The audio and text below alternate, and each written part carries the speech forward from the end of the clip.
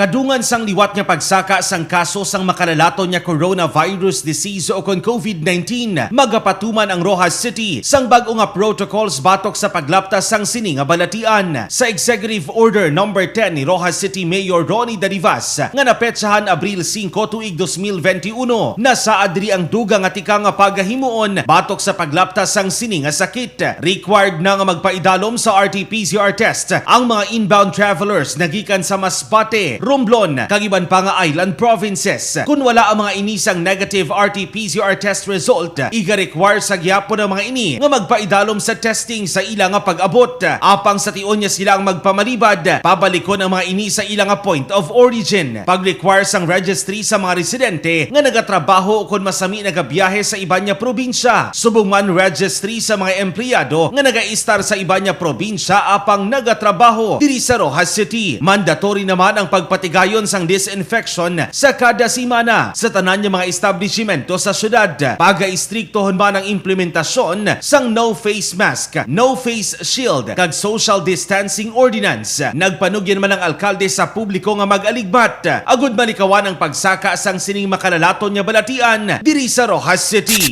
Balita nagikan diri sa probinsya sang Capiz. Ini si kabanderang Joshua Kenneth Anas, nagabandera sa matuod nga serbisyo publiko kag kalingawan sa Western Visayas, Radyo Bandera.